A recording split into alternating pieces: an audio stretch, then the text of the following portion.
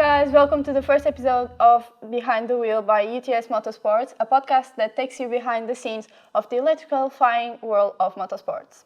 My name is Diana. And I'm Nandetha, and we're going to dive into the inner workings of our university's Formula-SAE team, where innovation meets the thrill of competition. In this first episode, we'll introduce to you our team lead, Liv, and find out more about how she joined the team. We'll then dive into the Formula-SAE competition and what it entails. Finally, we will meet Nick, our electrical lead, who will be giving us insight into the world of electrical engineering and why you should join our electrical team. Okay, let's go. Hi Liv, welcome to the first episode of Behind the Wheel. How do you feel to be our first guest? Thanks for having me. I'm so excited to be here on the very first episode of this podcast. Okay, Liv, tell us about what you do in the team right now. Right now, I'm the current team lead for the team, which means that I'm responsible for ensuring that the car gets delivered on time and that we're completing all of our necessary tasks for it, such as the static events. When did you join the team and why did you join it? I joined the team in my first semester of university, 2022. So Long time. Yeah, a long time ago now, it feels. And I joined as an electrical team member. Okay. What did you have to do to become the team leader? Suffer. No, please suffer.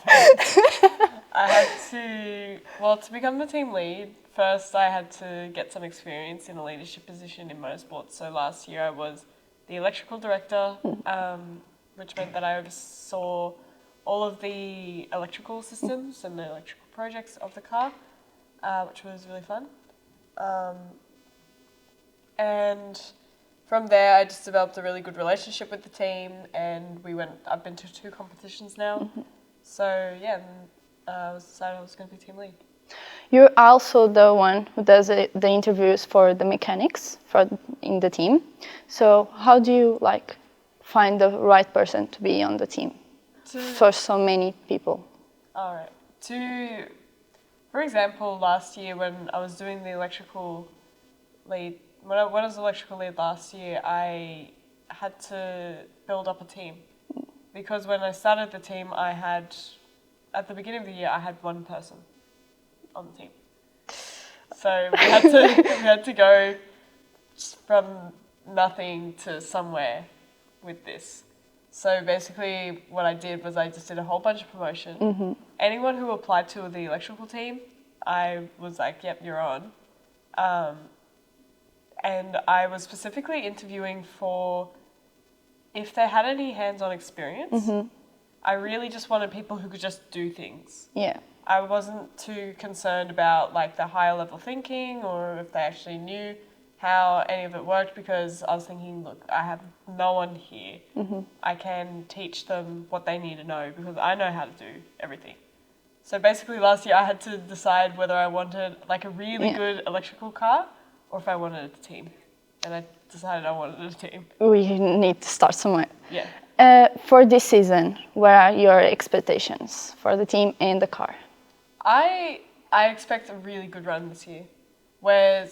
We're starting a new car. Mm-hmm. We're doing something we haven't done for a very, very long time. We've got a very young developing team, and I'm really excited for where it goes. So, what was the reason behind joining this team? Well, to be honest, I didn't actually have any interest in motorsports. I haven't watched any F1 yet. I haven't before. And I never had any interest in motorsports growing up, except for a little bit from my dad. And then I saw an advertisement for the team, mm-hmm. and it was an internship position. So I went down and did an interview with them, and they pretty much immediately put me on the team because I said I had experience in programming and stuff. And from there, I just got really, really involved with it super quickly. It just felt really right to be there and to be doing this kind of thing. I really enjoyed it. So talk about last season. What happened and what you want to improve to this one? So last year we had a few different changes in management. We had a few difficulties during the competition as well as in the year. We've had like a few really big changes happening recently. So one of the things that I hope to do better this year, I suppose, is better management, better time management as well. And last year we won an award. It was the Inspiring Motorsports from Motorsports Australia award. Let's try and get it again. Well, this year I'm hoping to get some different kind of awards. I'm really looking forward to it. The team is amazing. We have an amazing team. And I think that it's time that we really, pushed for it and showed everyone just how good we are. Last year we were obviously cutting up the car at the competition and, spending all-nighters. Like I didn't sleep for about 2 months. Oh God. Yeah, it was really fun. And I was like just in the basement all day, all night, just working. And eventually we got it done. So there was that at least. This year there's more people to the team. Yep. So probably not so many nights on the basement. That's my favorite thing. So tell us, what type of things do you guys normally do to make the new kids feel welcome to the team? So it's more of a social thing to make them feel welcome. So that means going out for social hangouts, go-karting and stuff is really important for team building. But it's also, you're here to do some engineering basically. So what you need to do is put them on a project. And that will sort them out, basically. Like, if they can do the project, then they're going to stick around. And it's really important that they feel like they're part of the project. Like, part of the team, part of the car building. So we basically put them on this new recruit project. And then we want them to get off that as soon as possible. But they just have to complete it. So, do you have any fun stories that you can tell the people listening to this? Fun stories.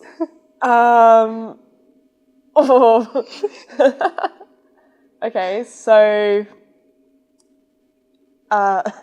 last year at the competition, we were going through our tests, so our scrutineering tests, which means that we have to pass all these requirements to be able to race the car. And if we do not pass these requirements, then we do not race. So we passed basically everything except for this one in the first electrical test. We passed everything except for this clearance issue. So between the wall of the car and where the batteries are stored, there needs to be 25 mil clearance. But because the back of the car tapers, there wasn't enough clearance by the time it got to the back. So they said that we needed to fix that. And our car was a monocoque, which means that it was completely, it was solid. It's like a solid wall, so it's really difficult to change once you've made it. So luckily we have some really smart people on the team who redid all the calculations within about an hour, and we realised that we had to go and get steel plate, fix it to the sides of the car, and then that would be enough. Which sounds simple, but we needed to get the car done by the next day. So and the campground closed at about 9 p.m. So what we did was, and then we took the car on the outskirts of Melbourne and chiseling away at the paint because we needed to scrape all the paint off to attach the steel plate. And then, it was quite a late night that night. Then we had to get the steel plate the next morning, make sure that it all fixes and attaches, put it on the car, and then redo some of the tests because we brought the car off site. So that was really fun. We got there eventually. Yeah, that's the important part. Yes. So, Liv, do you drive the car? Yeah. How does it feel to be behind the wheel? It's pretty fun actually to be behind the wheel. I did the acceleration racing in my first year because last year I couldn't race because I was the electrical safety officer, which means that I was responsible for all of the safety, which means that I can't drive. Yeah. And yeah, basically getting in it the first time, I was so nervous because I was like, oh my God, like if I crash this car, they're gonna hate me. That would be really bad. Also, I spent like quite a bit of time working on it as well. Yeah. But yeah, just getting behind it and then feeling like actually driving something that you helped make. That was pretty cool. That was a pretty cool experience. And I went really fast, so that was also really fun. How do you decide who gets to drive the car? Whoever's fastest. So how are we going to see who is the fastest this year to drive it? Oh yeah, for sure. Like if you're good at go-karting and stuff, like yeah, but you also need to understand how the car works. Yeah. Because things can and will go wrong while you're driving. Yeah. And you need to understand like how the car is going to respond to you. It's really good to know how it all works. So that's another way that we decide who's driving. If you know what's actually happening, then you can drive the car. And there's basically who's the fastest. Okay. And I go really fast because I'm female. And all the simulations are based on the fact that there'd be like a 70-kilo male driving. Yeah. And being female also lowers your CG. So it makes your dynamics better. Yeah. Make you go a bit faster, less weight. So about the competitions, would you like to have like a competition outside Australia? Yeah, absolutely. If we could one day, well, here's the thing, it's like this competition that we're going to in December, that is already an international competition. Usually New Zealand, Taiwan, Malaysia came last year. So being able to go to somewhere like Europe, that would be really cool. Just to Where meet in all Europe? Where in Europe? Yeah. Probably like the German teams are usually pretty good. Yeah. Yeah, I'd really like to meet them.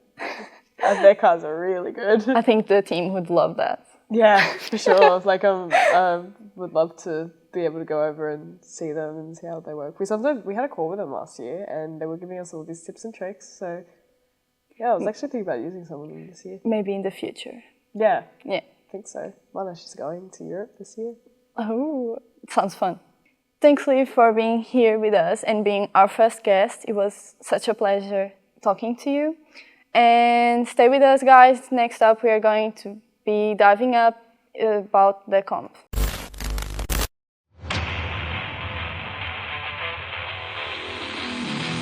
UTS Motorsports Electric competes in the FSAE-A competition annually. The FSAE-A competition provides an opportunity for university students to explore exciting, dynamic, challenging and realistic opportunities to put their engineering and business skills to use.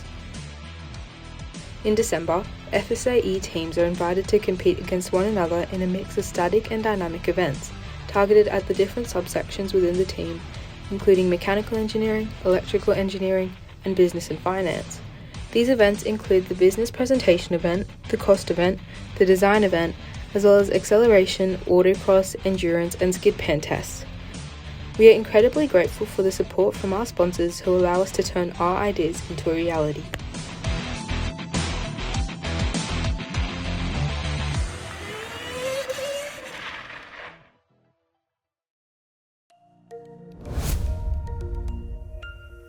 Hey guys, we're here with Nick, our electrical lead, so let's ask him some questions. So Nick, what does your role actually involve? So my role involves overseeing all of the electrical designs on the car and also managing all the new students and recruiting them and training them up as well. So what have we done so far this season with the team? So this season we've been designing, the main thing is designing a new high voltage battery. So we have a 500 volt battery that we're designing. So choosing all of the systems for that, but we're also designing some new wiring. We want to upgrade the wiring remove a lot of the issues we had with noise on the previous car, and also designing some new printed circuit boards specifically around safety systems and sensors. So what do we sort of expect for the upcoming future for the team, like the rest of the season? So we'll be moving on to designing. So we'll be testing some of the, making a test segment. So basically making one of the segments to test to see how that goes before we go on and make all of the other segments and the final battery. We'll be also testing making a auxiliary battery. So it's a smaller scale one. That's one we still have to get a new battery management system as well. And it's basically we'll be moving into the design and testing phase in April. Yeah. All right. That's quite soon. Yep. What, next month? Yep, next month. So what sort of roles do you do as like an electrical engineer on the team? As in, what am I designing? Like, what does a team do? Like, if you're an electrical engineer, what will a new team member do? So they'll be given smaller tasks because it normally takes about a year to learn the car in general. So to be given smaller tasks that are then overseen by myself, but I'll assess their capability, and then I give them, could be something like definitely learning to use Altium is a big one. Learning to use the new STM32, which is the new microprocessor we're using.